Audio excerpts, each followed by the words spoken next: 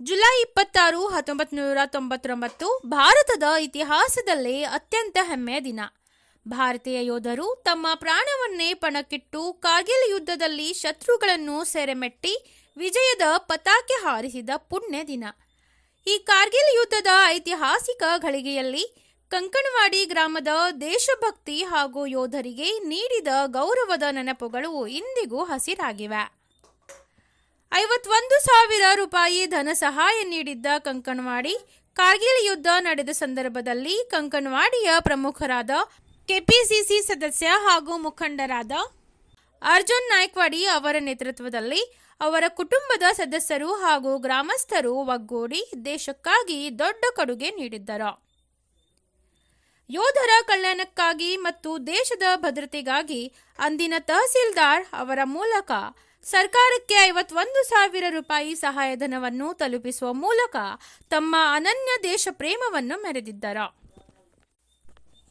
ನಿವೃತ್ತ ಯೋಧರಿಗೆ ಆತ್ಮೀಯ ಸನ್ಮಾನ ಮಾತ್ರವಲ್ಲದೆ ಕಾರ್ಗಿಲ್ ಯುದ್ಧ ಭೂಮಿಯಲ್ಲಿ ಪ್ರತ್ಯಕ್ಷವಾಗಿ ಪಾಲ್ಗೊಂಡು ಶೌರ್ಯ ಮೆರೆದಿದ್ದ ನಿವೃತ್ತ ಸೈನಿಕರಾದ ಮುರ್ಕಿ ಭಾವಿ ಹಾಗೂ ಮುಲ್ತಾನಿ ಅವರನ್ನು ಕಂಕಣವಾಡಿಯ ಕನ್ನಡ ಗಂಡು ಮಕ್ಕಳ ಶಾಲೆಯಲ್ಲಿ ಆತ್ಮೀಯವಾಗಿ ಸತ್ಕರಿಸಲಾಯಿತು. ಯುದ್ಧದ ಬಳಿಕ ಶಾಲೆಯಲ್ಲಿ ಸೇವೆ ಸಲ್ಲಿಸಿ ನಿವೃತ್ತರಾಗಿದ್ದ ಈ ಶೂರ ಯೋಧರ ಸೇವೆಯನ್ನು ಶ್ಲಾಘಿಸಿ ಅವರ ತ್ಯಾಗವನ್ನು ಗ್ರಾಮಸ್ಥರು ಗೌರವಿಸಿದರು. ಈ ಸಂದರ್ಭದಲ್ಲಿ ಕೆಪಿಸಿಸಿ ಸದಸ್ಯ ಹಾಗೂ ಮುಖಂಡರಾದ ಅರ್ಜುನ್ ನಾಯ್ಕವಾಡಿ ಅವರು ಮಾತನಾಡಿದ, ಜುಲೈ 26, 1999 ವಿಜಯದ ದಿನ ಪ್ರತಿಯೊಬ್ಬ ಭಾರತೀಯನ ಮನದಲ್ಲಿ ನಿರಂತರವಾಗಿ ಇರಬೇಕು. ಇಂದಿನ ಯುವ ಪೀಳಿಗೆ ಹಾಗೂ ವಿದ್ಯಾರ್ಥಿಗಳಲ್ಲಿ ದೇಶಭಕ್ತಿಯ ಕಿಚ್ಚು ಬೆಳಗಲು ಕಾರ್ಗಿಲ್ ವಿಜಯೋತ್ಸವವು ಕೇವಲ ಶಾಲೆ ಕಚೇರಿಗಳಿಗೆ ಸೀಮಿತವಾಗದೆ ಪ್ರತಿಯೊಂದು ಮನೆಯಲ್ಲಿಯೂ ಹಬ್ಬದಂತೆ ಆಚರಣೆಯಾಗಬೇಕು ಎಂದು ಕರೆ ನೀಡಿದರು.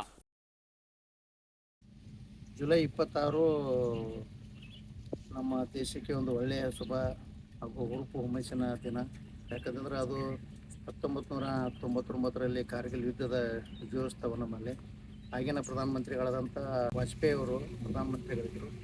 ಅಂಥದ್ರಲ್ಲಿ ನಮ್ಮ ಯೋಧರಿಗೆ ನಾವು ಸಲ್ಯೂಟ್ ಹೊಡಿಬೇಕು, ಅವ್ರಿಗೆ ಧನ್ಯವಾದವನ್ನು ಸಲ್ಲಿಸಬೇಕು. ಹುತಾತ್ಮರಾದಂಥ ಸೈನಿಕರಿಗೆ ನಾವು ನಿಜವಾಗಲೂ ಅವ್ರನ್ನ ಸ್ಮರಿಸಬೇಕು. ಇವತ್ತಿನ ದಿನ ಸಾಕಷ್ಟು 500 ಜನರ ಮೇಲೆ ಸೈನಿಕರು ನಮ್ಮ ಪ್ರಾಣ ತ್ಯಾಗವನ್ನು ಮಾಡಿ ನಮ್ಮ ದೇಶಕ್ಕೆ ಒಂದು ವಿಜಯೋತ್ಸವವನ್ನು ತಂದುಕೊಟ್ರು. ನಮ್ಮ ಸೈನಿಕರು ನಿಜವಾಗಲೂ ಶ್ರೇಷ್ಠ ಸೈನಿಕರಿದ್ದಾರೆ ಭಾರತ ದೇಶವನ್ನು ಸಂರಕ್ಷಣೆ ಮಾಡಲು.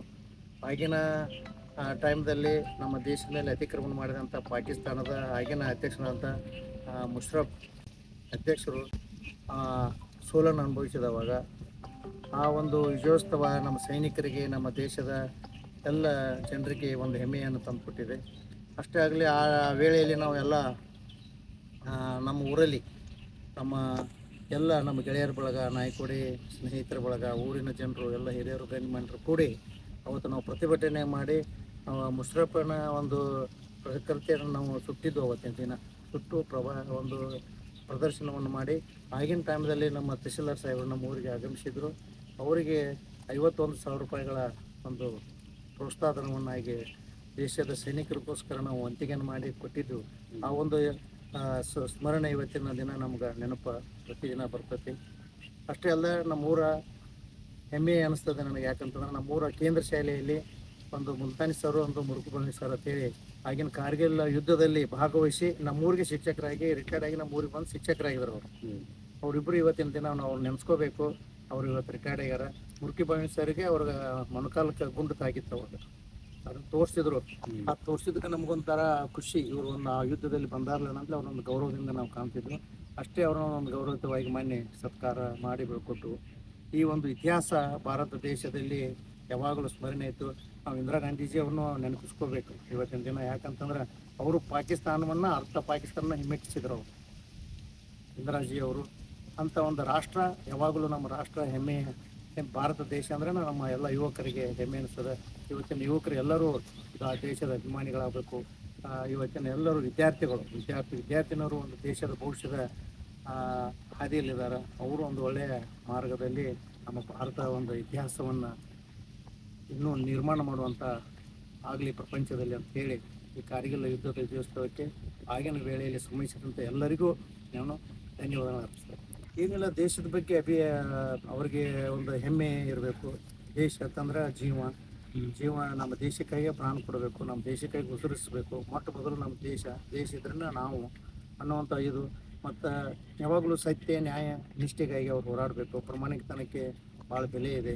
ಅಲ್ಲಿ ತಮ್ಮ ಸೇವೆಯನ್ನು ಮಾಡಿಕೊಂಡು ಮತ್ತು ರಿಟರ್ನ್ ಆಗಿ ಏನು ನಿವೃತ್ತಿ ಅಂತ ಬರ್ತಾರೆ, ಅವರು ದೇಶದ ಬಗ್ಗೆ, ರಾಷ್ಟ್ರದ ಬಗ್ಗೆ ಮತ್ತು ನಮ್ಮ ರಾಜ್ಯದ ಬಗ್ಗೆ, ಊರಿನ ಬಗ್ಗೆ ಗಣ್ಯಮಾನ್ಯರಿಗೆ ಒಂದೆಲ್ಲ ಯುವಕರಿಗೆ ಬಂದಂಥ ಯುವಕರಿಗೆಲ್ಲ ಒಂದು ಒಳ್ಳೆಯ ಬೋಧನೆಯನ್ನು ಕೊಡಬೇಕು ನಮ್ಮ ಆಸೆ. ಓಕೆ.